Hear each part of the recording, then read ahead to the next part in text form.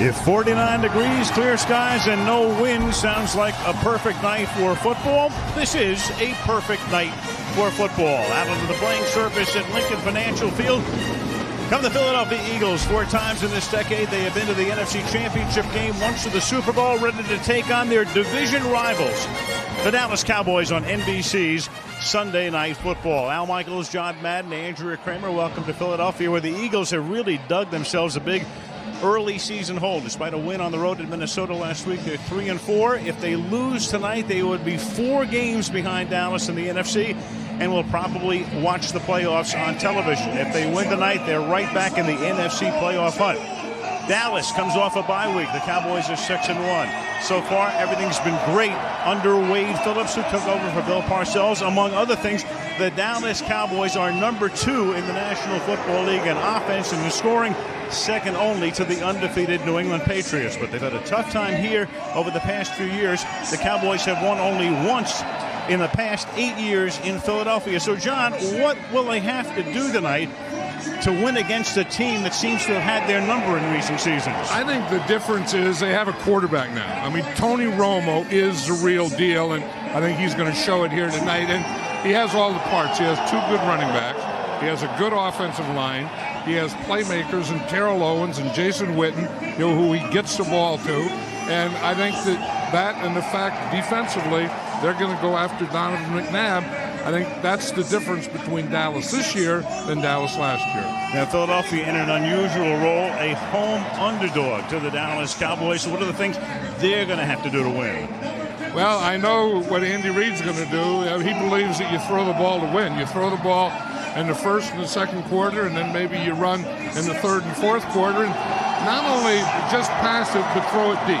You talk to him, and he said, I think that they're vulnerable to the pass, and I think they're most vulnerable to the deep passing. So I think we're going to see a lot of that. I think we're going to see it early. Now to the biggest off-the-field story, and it certainly involves Andy Reid and Andy's family. It is front-page news here in Philadelphia on Thursday. His 2 eldest sons were sentenced to up to 23 months in county prison on gun and drug-related charges. The judge called the Reids a family in crisis and described the Reid home, which was searched by authorities on Thursday night, as a drug emporium. Reid also missed practice on Thursday. The owner of the Eagles, Jeffrey Luria, said that Reid has his unequivocal support, and when asked on Friday if he was considering resigning as the Eagles head coach, Andy's answer was no. Reid had taken a leave of absence to deal with these problems last spring, and no one can know what lies ahead here. We know what lies ahead when we come back on the other side of this break. It's the kickoff. Tony Romo and the Dallas Cowboys. Terrell Owens as well against Donovan McNabb, Brian Westbrook, and the Eagles on Sunday Night Football. Back in Philadelphia, who's healthy, who's not? Those are the questions. Now for some of the answers, to the field, and Andrea Kremer. Hello, Andrea. Hello, Al. Well, the Eagles get back the heart of their defense tonight. 6-time Pro Bowl safety Brian Dawkins, who missed the last 5 games with a neck injury. Now he will start, but they're going to try to limit him to about 30 plays. Now, speaking of the defense, last night, coordinator Jim Johnson showed his guys clips of Terrell Owens, Marion Barber, and Tony Romo, interspersed with the knockout scenes from Rocky. His message, be physical, because tonight's going to be a battle. Jim Johnson's defense is always physical, always aggressive. Wade Phillips, whose pedigree is defense, and his defense has been playing well, but as we said at the top, the offense has been tremendous with Tony Romo at the helm. Second in scoring, second in total offense, and Philadelphia will get the ball as Carell Buckhalter will drop back to receive the kick for the Philadelphia Eagles, and the rookie Nick Folk will kick off for the Dallas Cowboys. The fireworks, the crowd rises as one, and here we go from the city of brotherly love as the kickoff is taken at the 11-yard line by Carell Buckhalter. Straight up the middle he comes to the 36-yard line, and that's where the Eagles will start their first drive. Bobby Carpenter makes the tackle. Let's take a look at the Philly starters. Donovan McNabb, Syracuse University. Brian Westbrook, Villanova University. Thomas DePay, the University of Minnesota. Kevin Curtis, Utah State. Reggie Brown, Carrollton High School. LJ Smith, Rutgers University. William Thomas, Florida State. Todd Herman, Saginaw Valley State. Jamal Jackson, Delaware State. Sean Andrews, the big kid, Arkansas. John Runyon, Michigan. Andrews, a Pro Bowl starter last year. Runyon playing with a broken tailbone in his 12th season. McNabb will start from the shotgun on first down from the 36-yard line. Westbrook stays in the block. And then McNabb, with everybody covered, loses the ball, and the Dallas Cowboys have recovered at the 37-yard line. So the Dallas defense does its job. McNabb couldn't find anybody open, and Brady James winds up recovering the fumble. Marcus Spears punched the ball loose. Right, and that's what you call a coverage sack, because he had plenty of time here. You see, and then he steps up and he buys some more time. He looks down, there's no one open, no one to throw to, and then Spears gets there. But the thing is, when he starts to feel that pressure and he's going up in the middle of the pocket, he has to figure, I can't throw the ball, I better get both hands on it. DeMarcus Ware put the pressure on. Spears dislodged it. James recovers it. And now on first down, their first play of the night from scrimmage is a Julius Jones run for one. Here is the Dallas offense. Tony Romo, Eastern Illinois. Julius Jones, Notre Dame. Deion Anderson, UConn. Terrell Owens, Tennessee Chattanooga. Patrick Creighton, Northwestern Oklahoma State. Jason Witten, Tennessee. Lozo Adams, Michigan State. Kyle Kozar, Arizona State. Andre Gerard, Colorado. Leonard Davis, Texas. Mike Colombo, Boston College. Julius Jones, the starting running back. We'll also see a lot of Marion Barber. They have split the carries this season. Romo gets rid of it quickly to Jason Witten, who is their leading receiver with 42 grabs, and he's tackled by Brian Dawkins. So Tony Romo, a guy who a year ago was barely known by anybody, breaking in as the Cowboy starter about halfway through the season, and John, now the recipient of a $67 million six-year deal. Yeah, and the way that he's playing, he deserved that. Remember the last Cowboy game we had, we talked about, will he be a free agent at the end of the year and those types of things, and I said at that time, Jerry Jones isn't going to let this thing go. The Cowboys had a bye, and they signed him during the bye week. They've had a tough enough time since the retirement of Troy Aikman finding anybody. On third down now, it is caught by Owens, and that move picks up the first down and a lot more, and Owens takes it all the way to the 10-yard line.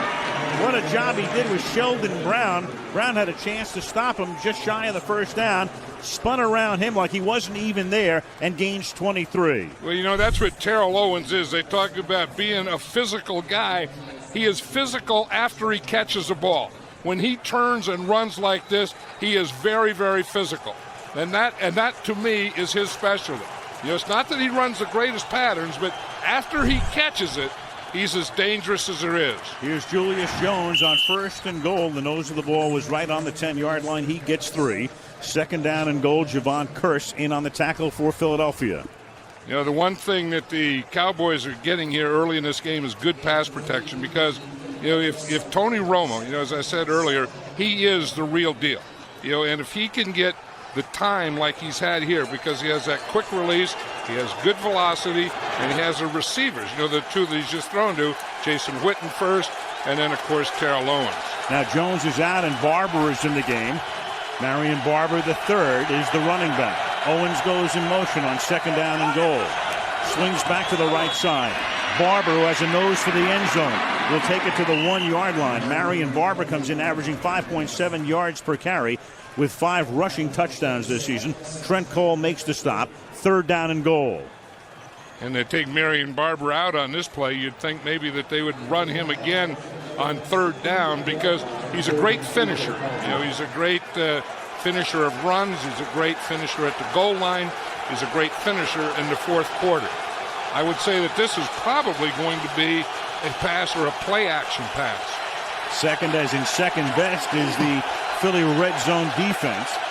Romo out of the shotgun. It'll just be a drop back pass.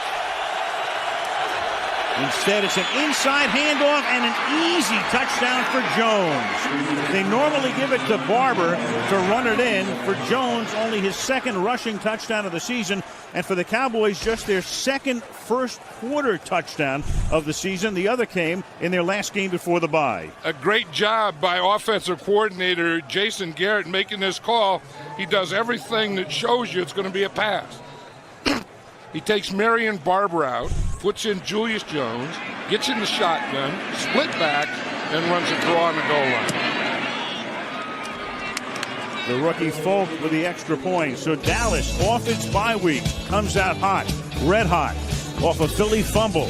On this cool 49-degree early November night, and this crowd was pumped at the beginning of the game. In fact, when the Eagles came out to warm up, several of them looked like they were in the middle of a game, trying to get the crowd going. Donovan McNabb and Brian Dawkins, and they were going, but a fumble and a Dallas drive has silenced them for the moment. Now Carell Buckwalter brings the kickoff back up to the 24-yard line, and as the offense comes out for Philadelphia, let's take a look at the Dallas D. Marcus Spears, Louisiana State. Jay Ratliff, Auburn. Chris Canty, Wahoo Wah. Greg Ellis, North Carolina. Brady James, LSU. Aiken Adele, Purdue. Marcus Ware, Troy. Jock Reeves, Boilermaker. Roy Williams, Oklahoma. Ken Hamlin, Arkansas. Terrence Newman, Kansas State. John, we're going to have to go down to that Wahoo Wah one of these days. That's where I'd like to be from. Where are you from? Wahoo Wah. For the record, Canty went to Virginia. And there's a little screen that they set up, but the pass is too high. The coverage was there anyway, and already the crowd starts to boo. So McNabb has fumbled and then thrown a high screen. Donovan has played well in two particular games this year. One against Detroit, when Philadelphia scored 8 touchdowns in Week 3. They thought they had it turned around, but they didn't. And then his other good game was last week, John, in the Metrodome against the Vikings. And he looked last week against the Vikings like he was moving better in the pocket. And that is so big for Donovan McNabb, that he can move in the pocket, avoid a rush. He'll be able to buy a little time to get the ball deeper. McNabb coming off knee surgery, tore his ACL a year ago. Hands the ball off to Westbrook. He is tackled there by Canty, and that will set up a 3rd down and 6 for the Eagles. You know, one thing about Donovan McNabb, you know, he can work his way out of a hole. You know, there are some quarterbacks that, you know, they get down and they just can't work themselves out of it. Donovan McNabb, I've seen him so many years do this. You know, get off to a bad start. I mean, he has a fumble, he has an interception, he has a bad play, and you think, geez, this isn't his night. And then, boom, he turns it around and it's going the other way. Pass rating this year is 90, which is good. 8 TDs, only 2 picks. And on 3rd down, he converts as he throws to the outside and hits Reggie Brown. Reggie Brown with 8 catches last week after he'd gotten off to a very slow start this year. And a 1st down for the Eagles, their first. One thing Donovan McNabb told us the other day is he's going to look up Jock Reeves, number 35, and he says that they think that they can get some things done on him. And you know, when you have Jock Reeves on one side and Terrence Newman on the other side, one of the better corners in football, you're going to go towards Jock Reeves. Anthony Henry is active. He's the other corner, but he will be used sparingly. Good play fake buys time, and then that passes into the Eagle bench. But Reeves is a guy, John, talking about Reeves and the fact McNabb figures to look his way a lot. Reeves is a guy who, you know, thought he might have been on the bubble in training camp. Not only makes the team, but now with the injuries to Newman and to Henry, he started every game. Yeah, that's what Wade Phillips was saying. I got a guy starting at corner that, you know, a couple months ago I didn't even know if he was going to be on our team. And, you know, and that's really one of the strengths of the Cowboys when they're healthy. Terrence Newman on one side and Anthony Henry on the other side. So Henry standing on the sidelines. And this is Westbrook going through the middle and close to a 1st down and has it. They'll spot the ball across the 49-yard line. He's tackled by Brian Westbrook, their leading rusher, and their leading receiver, 35 catches coming into the game. You know, and Westbrook is one of those guys that you look at and you say he's not, you know, a big running back, therefore he's just going to go to the outside and catch his passes, but he is a very good inside runner, and he's also a very good blocker. And boy, did they miss him the last time we saw the Eagles on that Sunday night against the Giants. they didn't have him. It was the night, among other things, the Giants had 12 sacks, 6 by Osi Umenyiora. Across the 50 goes Westbrook. He takes the ball to the Dallas 48. Tackled there by Aiken Adele with 9 minutes to play in the opening quarter. You know, when you have a guy like Brian Westbrook, you just don't want to run him too much because, you know, you want to keep him in the game. You want to keep him fresh. I mean, he's your best runner and he's your best pass receiver. So, you know, you have to get Buckholder in there every once in a while just to give him a break so that he can play like your best runner and your best pass receiver. Villanova, Bryant averaging 4.9 yards per carry. League average is always around 4. This year it's 4.1. McNabb stepping up, fires over the middle, on target, catch is made at the 33 by Reggie Brown. Inside the 20, inside the 10, and Brown will make it first and goal, taking it to 3 before he's caught by Terrence Newman. And boy, do they need Reggie Brown to pick it up because he was absent for most of the first month and a half of the season, came on last week. I think they need Anthony Henry because they are going to work on Jock Reed. They find out where he lines up, and they're going to run ins on him. They're going to run outs on him. That's what Donovan McNabb said the other day. He said, I'm going to look for Jock Reeves. I'm going to look for number 35, and I'm going to go after him. And I'll tell you, the other thing that is a big part of that is the pass protection he has. From the 3 on first and goal. Westbrook cuts it back, gets into the end zone. The Philadelphia Eagles go 75 yards in 7 plays with balance, 4 rushes, 4 passes, and Westbrook in for the score. You know, and that's what Donovan McNabb can do. You know, we said he fumbles and he comes right back and makes some big throws. Good blocking on the left side. The ball was starting to the right. That was play side. Good blocking back here on the left side so Westbrook could make the cutback. That's the thing. You know, it used to be one time you really only had a block play side and you didn't worry too much backside, but now backside sometimes becomes run more to than play side. Akers for the point after 8 plays from their own 25-yard line. 4 rushes, 4 throws. Reggie Brown with a big play to set him up for the Westbrook touchdown. And we're knotted at 7. In order to become the champion, you have to knock off the champion. And in order for you to get that trophy, it's got to come through Philadelphia. If I was here in Philly, then yeah, that would be a great statement. But, you know, I'm with the Cowboys this year, so he'll have to watch on the couch, you know, come the playoffs. McNabb and Owens giving the press a little to chew on this week. I guess in one sense you have to come through the town of the champions, and they did win the NFC East. But right now it's the Dallas Cowboys who are on top in the NFC East, but precariously at 6-1. Giants are 6-2, and they are off today. From the 28-yard line, Romo sets up a backside screen to Jones, who gets a block. And then Jones gets it up to the 33-yard line for a gain of 5. It'll be 2nd down and 5. He's tackled there by the tackle, Mike Patterson. Yeah, we're talking about Tony Romo being the real deal, and I think that Jason Garrett, the offensive coordinator for the Cowboys, is also the real deal. And, you know, it's not going to be long before this guy's going to be a head coach in the league. And he was telling, you know, he scripts the first 15 plays, and he has 2 goals. There's one to get Tony Romo going, and 2 to get his offensive line going. And in that first drive, he did both of them. 2nd and 5. Here's Jones for a gain of 2, tackled by Gaither. Garrett was almost the head coach before he even knew it, because if you think back when Bill Parcells retired, Jerry Jones went out and hired Garrett and didn't give him a job. He was either going to be the offensive coordinator, which he turned out to be, or maybe even the head coach. And then Jerry just looked around, found Wade Phillips, and decided this would be the perfect combo. Wade is the head coach, Garrett is the offensive coordinator, and maybe the eventual head coach. Right, and so far Jerry's been right. And you look at Jason Garrett, you can tell he's a young guy by the font on that playlist. 3rd and 3. Jones on the inside give off the big rush, and Jones should have enough for the first down with forward progress. Everybody came for Philadelphia, and then Jones was able to take the inside give and just get across the yellow stripe.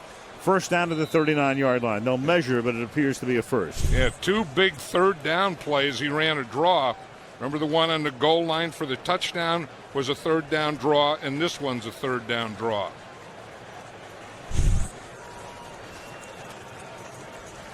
Referee tonight is Scott Green. And that will be a first down. Tony Romo has had a lot of success getting outside the pocket this year, but the Philadelphia Eagles would like to, despite that, keep him in the pocket tonight. Yeah, that's what Jim Johnson is saying, that they want to keep him in the pocket, or if he's going to be flushed, they want him to go to his left. So they don't want him to be able to get out of the pocket and go to his right. They say that's where he's the most dangerous. Either keep him in the pocket or flush him to his left. 5.5 remaining in the opening quarter. Game tied at 7. And going to the outside is Jones, and he goes nowhere. Jaquay Thomas and Trent Cole make the stop. Romo, when he gets out of the pocket, can do some great things over the last 2 seasons. Take a look at that. He has the highest completion percentage and the highest passer rating in the NFL. We mentioned that to him last night, and he said, really? He said, I'm going to have to get outside of the pocket more. Well, you know what it was? I think, it's all instinct. It's not something that he thinks, I'm going to drop back and then get outside of the pocket. He drops back, feels pressure, starts to move, continues to look upfield and throw the ball, and doesn't even think that he's out of the pocket. Dead in the pocket this time and right on target to Owens, who gets stopped just a little short of the first down by Quentin Michael, who's done a nice job backing up Dawkins while Dawkins was hurt. Crowd gives Owens a salute. Owens said this week, as we take a look at it, he says, there's love in those boos. I guess it's all in the ear of the beholder, huh? Right, and that's an interesting pattern there, because we were talking to Terrell Owens last night, and he says, we don't run slants anymore, and he just ran a slant there. And he said, that was my big pattern. He said, I think we ought to do more of it. So maybe he not only told us that, but that's one of the first slants he says that he's run. Barber is in the game. The fake to him on 3rd and 1. That buys Romo a ton of time, but the Phillies secondary does good work. And then a dump off to Barber. And Barber inside the 40 and all the way down to the 32-yard line for a first down. Right, and it's just the type of thing we were talking about. Tony Romo getting outside the pocket and to his right. And that's what Jim Johnson didn't want. He wanted to keep him in the pocket or make him come to his left. You see, he has time here, very good protection. Then he gets out of the pocket. Where does he go? He goes to the right. And the thing that always impresses me about him is as he's running, he always has his eyes upfield looking to make a completion. Barber's father, Marion Jr., played with the Jets. Both went to the University of Minnesota. This is Marion the third, and he's still in the game, and the fake to him again. And Romo this time, again, improvising, dumps it off to Barber again. And that's another first down. So 2 plays in a row where he fakes to Barber. Barber goes out into the pattern and makes the catch. And Romo is now 6 for 6 for 77 yards. And both of them, again, were Tony Romo getting out of the pocket, going to his right. Play fake, get up in the pocket, get out to his right, and find Marion Barber again. And again, that's just his instinct. He doesn't even know. If you would ask him, he probably thought that he made a play-action fake and made a drop-back pass. That was good for 14. The prior play was good for 22. Here goes Barber again, and Barber is inside the 5 and takes it to the 2-yard line. Deion Anderson, the fullback, throwing a block. So 2 passes to Barber, and now this run by Barber, and it's a first down and goal. That was one of the things that Jim Johnson, the defensive coordinator of the Eagles, was worried about, the running of Marion Barber. He said he thinks that Marion Barber is the toughest runner in the NFL and the hardest guy to bring down. I'll tell you, if you think he's hard now in the first quarter, wait until you see him in the fourth quarter. That was a 16-yard run. He stays in the game.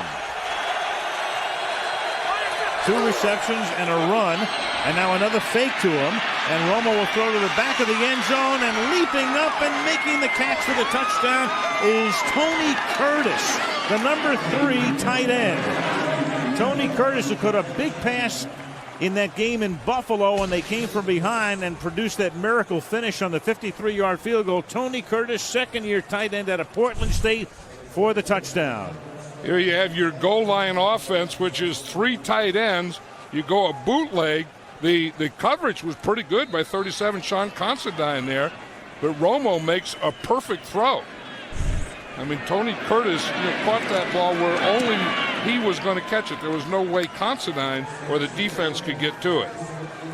Folk for the extra point. Romo, 7 out of 7, paying early dividends on that $66 million deal. 14-7 Dallas. From the East Coast to the West Coast, next week we'll be in San Diego. Peyton Manning and his Colts come to town against the San Diego Chargers. Two teams winding up on the short end today. Football night begins at 7 Eastern time. Colts, Chargers. Next Sunday night as Folk sends one into the night air to the 5-yard line. Terrell Buckwalter chugging his way up to the 26-yard line. 2:06 remaining in the opening quarter in Philadelphia. The Dallas Cowboys, who scored one touchdown in a first quarter all season coming into the night, have a pair here in Philly and lead 14-7.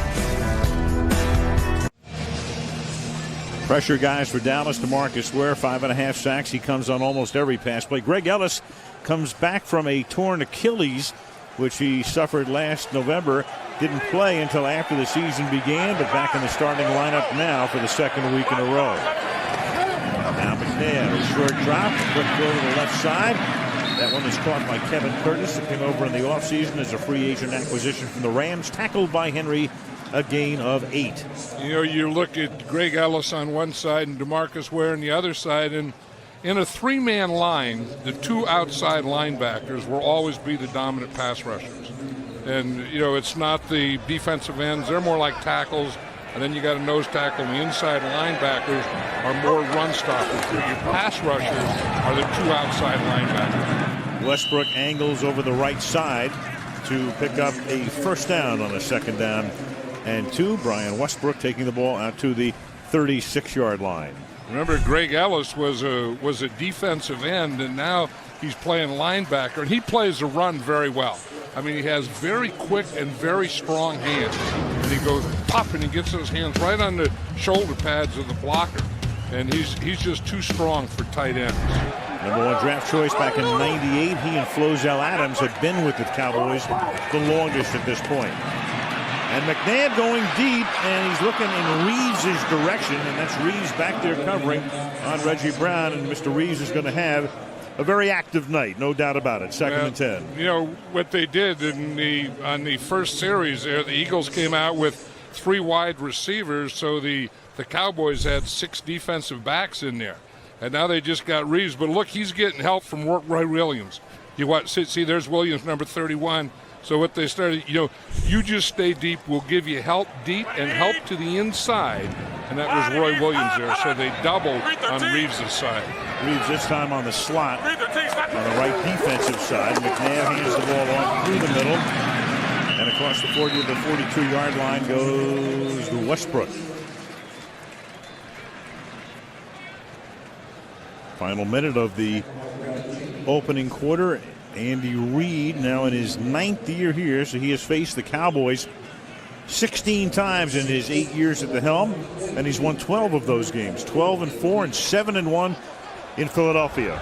And your heart just goes out to Andy Reid. I mean, Andy Reid is a great guy and a great coach, and having family problems like this is really tough. And throwing, that'll be a first down to midfield as Anthony Henry makes the tackle on Curtis. After Curtis makes the catch, and we tick down to zeros to end the first quarter. Good entertaining period. Dallas scoring twice to lead 14-7. Philadelphia on the move right now. And Sunday Night Football resumes after these messages. Back in Philadelphia, looking down Broad Street, City Hall. Town vibrant over the weekend. Beautiful weekend here in southeastern Pennsylvania. Even for that guy. He loves coming into Philadelphia. He just loves to stir it up. Yeah, he does. Did you hear any love in those boos? I was listening for it because you said he was saying that there's love in it. I didn't hear much love in those boos. Well, he thinks there's love in those boos. That's a gain of 6 here for Westbrook, but as I say, it's an ear of the beholder. Well, he was very good for the Eagles. I mean, you think they haven't had a top receiver in a long time, and he was that guy. And he did go to the Super Bowl with them. So it wasn't like he was a bust here. I mean, Terrell Owens was a very good football player before he got here, and he was here, and he is after he's here. Tough love in those blues. 2nd and 3. McNabb over the middle, and that's incomplete. Coverage is good, intended for L.J. Smith, the tight end, and Brady James covering him on the play. McNabb and Owens together for a year and a half. 04 was pretty good. They went to the Super Bowl, and as you can see, almost a touchdown per game. And then all of the wide receivers won every 26 passes over his career. So clearly, Owens was the best of the guys he has ever thrown to on the outside. Had a decent year again, but then 05 became a mess, and they finally suspended him and got rid of him. McNabb under pressure throws, and that is caught at the 32-yard line to L.J. Smith, coming back off groin surgery, so he's working his way back into the lineup. They go to him on 2 passes in a row, and this one is good for a first down. This whole thing starts with pass protection, and if you're going to, the guy you have to get blocked is right there, DeMarcus Ware. I mean, he's the biggest and best pass rusher on this team, and William Thomas does a good job there to give Donovan McNabb time to get the ball to L.J. Smith. From the 31, what a difference Thomas makes. Only 12 sacks in all of the games that he has played. And the one game he missed, a dozen sacks for the Giants. 16 in the games, all of the games that Thomas has played. That intended for Curtis is incomplete. You ever notice that Donovan McNabb, when he throws a bad pass, it's really bad? I mean, it'll be like real low and away or real high. And I was thinking about that the other day, and maybe that's why he doesn't throw a lot of interceptions. His bad passes, his guy doesn't get them, but your guy doesn't get them either. And like that one there, I mean, there was no way his guy was going to catch that, but there was no way a Cowboy was going to catch it either. They're not just off; they're either in the ground or in the third row. Way off, right.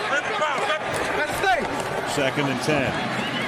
McNabb is going to throw back, and that screen is busted up and read beautifully by Brady James. They set it up, and in came Brady James, and nobody blocked him. And there's a loss on the play of 4 yards. And that's Brady James's play. I mean, the Cowboys are playing man-to-man, and you see Brady James. He's just watching here all the way. When they go out there for the screen, he just goes exactly with it. It's tough. You like to throw a screen pass against a zone defense when the linebackers are dropping off. When the linebackers are playing man-to-man on the back, it's tough to get a screen. 3rd and 15. Donovan out of the gun, and then that is dropped out in the flat. That's Correll Buckhalter, who started to turn around before he looked the ball in. So this drive will stall at the Dallas 36-yard line. It'll be 4th down. This is I was going to say it's a tough decision, but it's already been made. The Eagles are going to punt. I mean, you're right at that cusp there where you kick a field goal or punt. You better get this one inside the 10-yard line. Rocca, each of these teams with an Australian import as a punter. Matt McBriar does the kicking for Dallas. And Rocca's boot is fair caught at the 6-yard line by Patrick Creighton. 12 and a half left in the half. Cowboys up by a touchdown. Tony Romo, 5th year, but only the 2nd year he has been a player out of Eastern Illinois, undrafted, signed with Dallas back in 03. Threw his first pass in mid-October last year. First start came on a Sunday night at Charlotte, late October. And then earlier this week, $67.5 million. Well, I think definitely I'm a better person now because I have more money. And that's Tony Romo. He's got a great sense of humor. He's got an impish sense of humor. Loves to have fun. 1st and 10. The ball is at the 6-yard line. Barber is the running back, and this is Marion trying to get outside. Picks up 3, takes it to the 9. Remember what Bill Parcells said about Romo last year? I'll never forget. He said, everybody's very excited about, how Romo was playing. Bill said, we just have to keep him on the reservation. Right, and I don't think that Tony Romo is a guy that you have to worry about going off the reservation. I mean, some of those stories I think are inflated. I mean, he's with Britney Spears or something like that. He said he just happened to be in the same room with her, but I think that's really not what Tony Romo is. What we're seeing tonight is what Tony Romo really is. And there's Jerry Jones will be writing those checks. As Romo slings it to the outside, Owens bobbles and makes the catch, and it's close to a first down as he's tackled inbounds along the sideline by Lito Shepherd. We were asking Terrell Owens last night about Lito Shepherd, the one corner, and Sheldon Brown, the other, and he said, well, Sheldon Brown will be more physical. He'll jam me. And he said Lito Shepherd will tend to shadow you, and not be physical, not try and bump him. Again, both sides know each other very well from having played together and practiced together every day.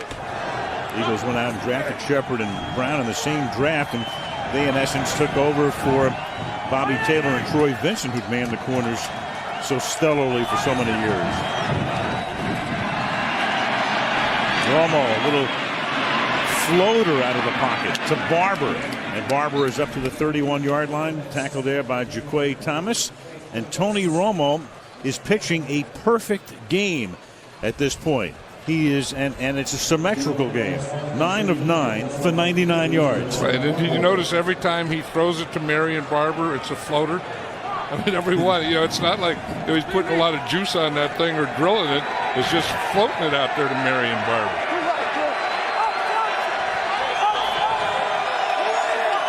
From the 30-yard line.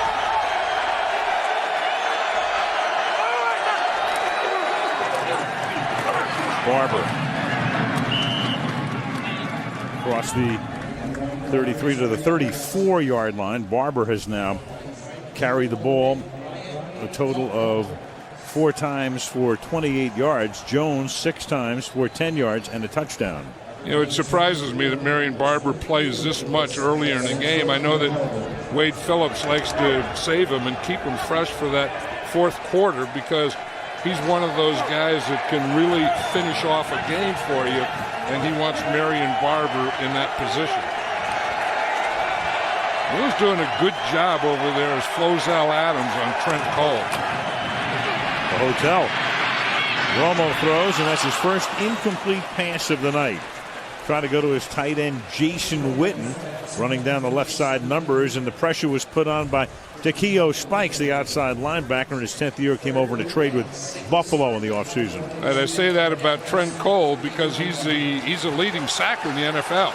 He has 9 sacks, so you always think, that guy that was a leading sacker, he's the guy that you better get blocked, and Flozell Adams has been blocking him tonight and doing a very good job in this first half. 3rd down and 6. The Cowboys are 4 for 4 on 3rd down tonight.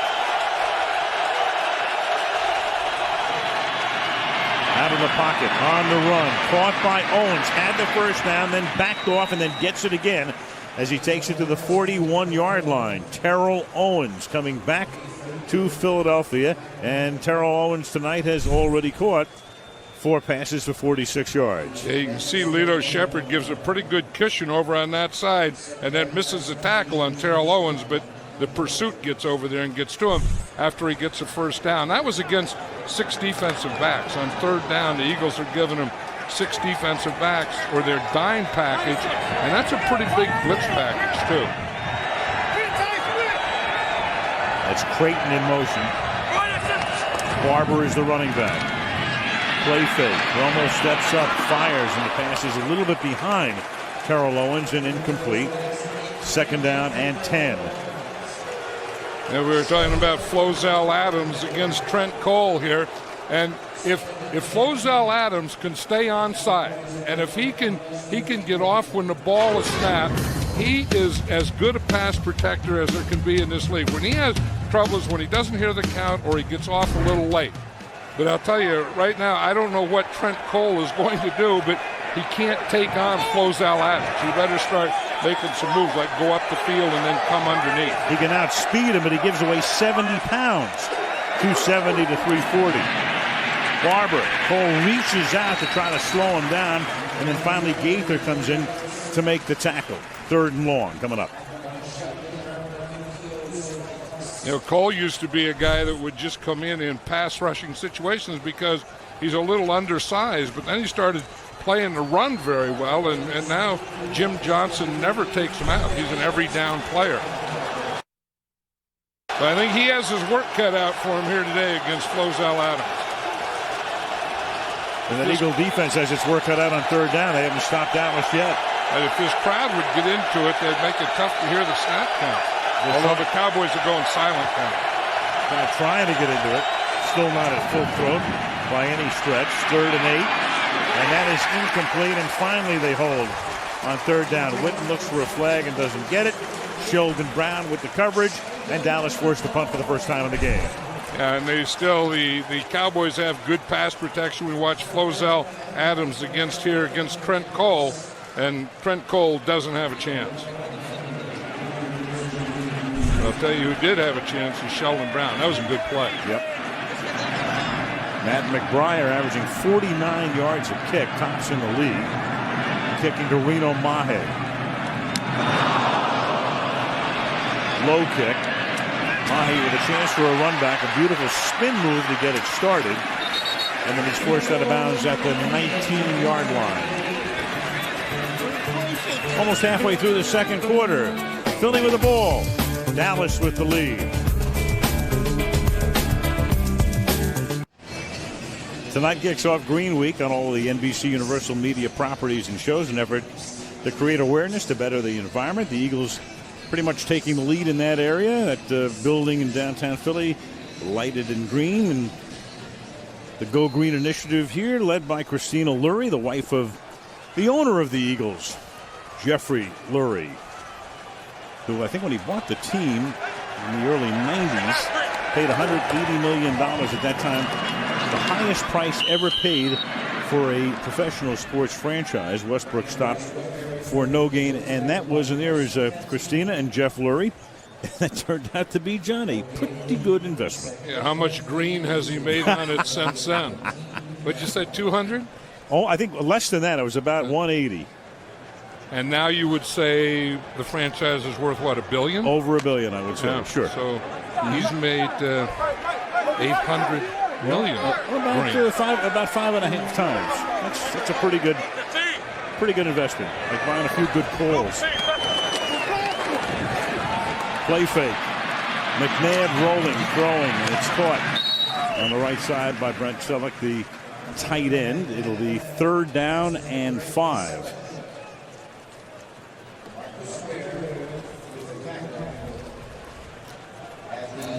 Speaking of good, well, as long as we were talking about making money, Jim Kremer is here tonight. I know Jim was here. I'm going to have to visit Jim at halftime. Find out what the futures look like for tomorrow. You think he's thinking about that right now? I'll bet you he is. He's waiting for those S&P futures to open. 3rd and 4. McNabb swings it to the outside. Brian Westbrook taken down, and a flag comes down. This has been a penalty-free half. I thought the Eagles were going to get the ball up the field a little more. It looks like they're getting satisfied with those checkdowns and screens and that short stuff. And I really felt, watching them practice on Friday, they threw more deep passes than I've ever seen in an NFL practice. Personal foul, grabbing the face mask, 15-yard penalty against the defense, automatic, first down. Take a look. Scott Green didn't designate who it was. Wade Phillips has that look as if to say, who is it? Well, it's right there. It's number 41, Terrence Newman. Corner. I mean, he gets it and holds on to it. I don't know that really looked like the 15-yard variety. It looked more like the 5-yard variety. You would think if you couldn't identify the guy, it would be the 5-yard variety, right? We don't know who it was, but we're going to charge him 15. First penalty of the game. And this is Westbrook It goes out of bounds at the 48-yard line. That'll be a gain of 8, setting up a 2nd down and 2 with under 6 minutes to play in the half. And John, again, to set the importance of this game for Philadelphia, they've dug a big early season hole. You get to 4-4 in the NFC. In the NFC, you're still in the playoff hunt. But if you lose, you're 4 games back in your own division, and they have a very tough schedule to come. Right, and you know the thing is, I mean, you just can't go win one, lose one, win one, lose one. Somewhere, if you're going to be a playoff team, you have to get on a roll. And if they are going to get on a roll, tonight would be a good night to start. Meanwhile, the Cowboys are 6-1, and everything looked great opening night. They beat the Giants, and then the Giants were 0-2. But now the Giants are 6-2, and next week Dallas has to come back to this area, go up the turnpike about 90 miles, and face the Giants. You're right, and that's gonna be a tough one for them because the Giants are playing a lot better defense now than they were early in the season. Winners of 6 straight. Owens on the bench. Romo waiting his turn. 3rd down and 1. And this is Buckwalter and Chris Canty showing all muscles here. So they had a 2nd down and 2. And now they have a 4th down and 1. Yeah, their play calling hasn't been very aggressive. I mean, I thought that Andy Reid has always been an aggressive play caller, and I thought that he was going to have that kind of game plan against the Cowboys. Go out, attack them, make something happen, and so far they haven't looked real aggressive offensively. Rocket to punt. Patrick Creighton, who got married during the bye week, is back, and he'll watch that kickoff sail into the end zone for a touchback. 4:21 remaining in the half. McNabb frustrated. So are the Eagle fans. Cowboys lead 14-7 on Sunday Night Football. South Philadelphia, the site of Lincoln Financial Field on stadium and the old Municipal Stadium, where years ago and for decades they held the Army-Navy game. Long gone now. 1st down from the 20-yard line as Romo throws to Owens. Perfect pass, beautifully delivered along the left sideline at the 44-yard line for a gain of 24. And they're just giving Tony Romo all kinds of time, and then when you try and press Terrell Owens, I mean, he is so big and so strong that he can just run right through a press. I know that people say that we want to press, we want to hit him on the line of scrimmage, we want to be physical. I have never ever seen that work against Terrell Owens. 5 catches for T.O. And this is Jones. So with Jones back in the game, he started, then it was Barber, now into Philadelphia territory. That's a gain of 15 yards and a 1st down at the 41. We always talk about Jason Witten, and sometimes he really doesn't get credit for being, that edge. He had an arm out there as part of his control, and then, as you said, Kyle Kozar pulling to the outside. But the offensive line of the Cowboys is dominating the defensive front of the Eagles. Cowboys with 185 total yards to this point. They're averaging over 400 a game, so they're on that kind of a pace. Romo has a ton of time again, and he goes to Owens. And you know what's really interesting, talking about moving Owens around, Romo led the league in passing outside the numbers to the left in terms of pass rating. This year he leads the league in outside the numbers to the right. Now tonight on the last 2 passes he's gone back to the left side with Owens. Yeah, I think Tony Romo is one of those guys that can spread it around. He can make all the throws to all parts of the field. And the number 1 guy that he's looking for now is Terrell Owens. Jones.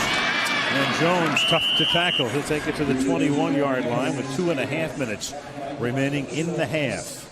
But again, I'm impressed with this offensive line of the Cowboys. If the Eagles are going to get in this game, they're going to have to win some of the battles at the line of scrimmage. They're not winning a single battle. I mean, they're losing it, at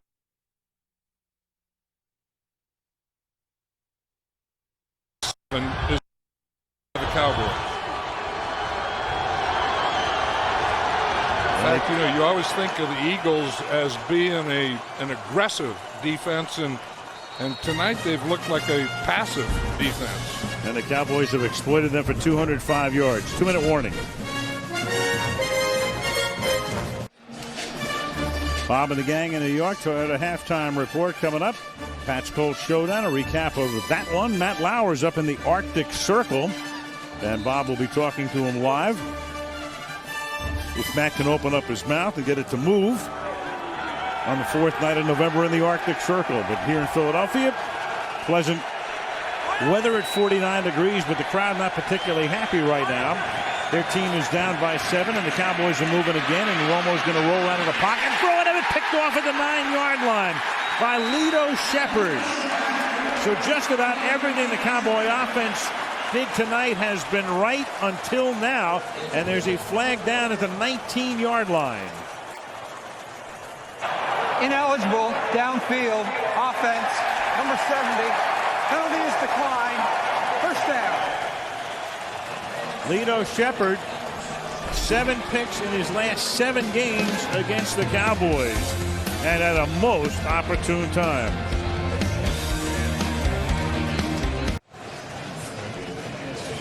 Tony Romo throwing the pick, his first of the night, 12 out of 16, and Lito Shepherd, another interception against the Cowboys. Here's Patrick Creighton, and he's going to run across here. Now they have a blitz, Eagles blitz in the inside. Romo gets to the outside, and he has Creighton. He just didn't lead him. I mean, if he throws that ball to the sideline, Creighton has a chance at him. When he throws it a little behind him, Lito Shepherd has a better chance at it. Eagles have all of their timeouts. McNabb from the 17, dancing outside the pocket now, and then dumps it incomplete. Chris Canty got his arm up to swat it. 2nd down and 10. You know, the interesting thing, when the Eagles go like they did on this last first down, when they go 3 wide receivers, then the Cowboys answer that with 6 defensive backs. So they haven't really figured that out. I mean, sometimes you'll go 3 wide receivers, then that means they take out linebackers and put in more defensive backs, and it's a pretty good opportunity to run the ball, on first down. Half a dozen DBs in here. McNabb throws, and that pass is incomplete. Henry covering Curtis, and that'll make it 3rd down and 10. And you say, why is Anthony Henry in there? He's just coming off an injury, and they were just going to use him in the dime situation. Of course, like I said, then the Eagles go 3 wide receivers, so that brings in the Cowboys dime, and the Cowboys dime has been very successful. Looking to the other side, the Cowboys have all of their timeouts, so if they hold them here, they're going to get the ball back with all the time they need. 3rd down and 10 on the 17-yard line. McNabb fires over the middle, and the interception is returned. Ken Hamlin is out of bounds at the 14. So Shepherd with a pick, and then they return the favor on the interception by the former Seattle Seahawk Ken Hamlin, who came over as a free agent to Dallas in the offseason. Right, and we were talking about the defense. Here's Ken Hamlin right here. And you see he's just watching McNabb all the way. And he's just watching his eyes. When he gets set to throw, watch him. He's just looking all the way, and then he gets a jump, and he just undercuts that thing. But that's what they get in 6 defensive backs. They have 2 safeties back there. I think the Eagles would probably be better, at least on 1st and 2nd down, maybe staying out of 3 wide receivers. Hamlin's 3rd pick as a Cowboy, McNabb's 3rd pick of the season. And it's a 2-yard gain for Marion Barber as he gets to the 11-yard line with 1:25, and Dallas doesn't have to be in that much of a hurry right now because they have all of their timeouts, so they can even milk the clock on their way to what they hope will be the end zone. McNabb, the 2nd best average in NFL history in terms of passes per interceptions, or interceptions per passes to flip it around. He had briefly moved into the number 1 spot ahead of Neil O'Donnell, but now O'Donnell is back on top after that pick. Under a minute to play. 2nd and 7. Barber fighting for first down yardage, and is stopped a little short. It's going to be 3rd down and 1 at the 5-yard line, and Dallas will take a timeout here. With 49 seconds remaining in the half, it'll be 3rd down and 1. Sunday Night Football being brought to you by Subway Restaurants. Subway, eat fresh. By Farmers Insurance. To find an agent near you, call 1-800-FARMERS. By Circuit City. For the hottest new technology, think Circuit City. And by Chevy, an American Revolution. Aerial coverage brought to you by Gillette Clinical Strength. Lincoln Financial Field, home of the Eagles since 2003, but pretty quiet right now. 3rd down and 1 for the Cowboys after the timeout. And we were talking about Jason Witten being a good blocker, and they use him not only on the line of scrimmage, but out of the backfield, and then he comes on what we call a wham there. He really comes in and traps the nose tackle. The poor old nose tackles thinking, where in the heck did that come from? I thought, that's a tight end. Lines up in the backfield, goes in motion, and then comes back and whams the nose tackle. Who are all those guys? Or where'd they all come from? 3rd and 1 from the 5. Barber is the running back. He gets it. And Barber will take it to the goal line and in for the touchdown. Deion Anderson, the fullback, with the block, leading the way, and Marion Barber scores to make it 20-7 going on 21. And you kind of know when you get down here that this guy is going to get the ball, starts on a lead to the left, fakes like he's going to cut back to the other side, and then just kicks it in another gear. Boy, he knows how to finish off a run. He does. I mean, there's no way that ever stops. He reminds me in that area a lot of Walter Payton. Called for the point after. And the guys upstairs made the right move, not reviewing it. We thought at first they might take a look, but he kept that movement going. Puts it into the end zone. Dallas by 14.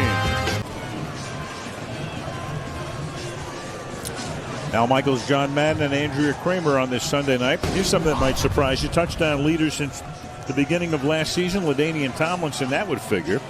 Larry Johnson, that would kind of figure. And then Marion Barber is right there, tied with Johnson. 23 touchdowns since the beginning of last year. Barber tonight with a couple. And he has 8 touchdowns. 20 rushing touchdowns in his last 22 games. And remember, he's splitting time with Julius Jones. I think that's one of the reasons that you probably forget he's not the starting running back. You look at the starters in the Cowboys and you see Julius Jones there, and Marion Barber is a backup, but in reality it's 1A and B. Here's Buck Walter. Swaggers down. Actually, Barber with just 1 touchdown tonight. Seems like he has two. Julius Jones had the other on the ground. Yeah, remember they took Barber out, put Julius Jones in, got in the shotgun, split backs, and handed it to Julius Jones on the draw. Share the wealth. Yep. Holding, receiving team, number 30, 10-yard penalty, 1st down.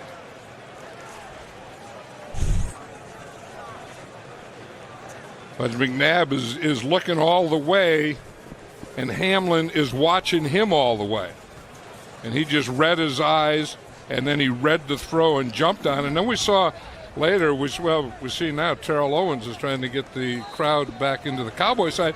But we saw Donovan McNabb over on the sideline looking at the pictures, and he was looking at that 6 defensive back look against their 3 wide receivers, and he's seeing it right here, right now. Out of the shotgun. McNabb, and that's a dump.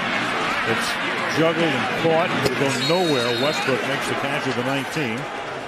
Philly has all of its timeouts, but at this particular point, the way they're going, you might as well go back into the locker room, and they're in no hurry to get a play off. Right, and he was lucky he got that one off. DeMarcus Ware was coming full speed from his backside, and he just got there about the time McNabb threw it. And I think that the Eagles have to go in and figure out that 3 wide receiver and 6 defensive back thing.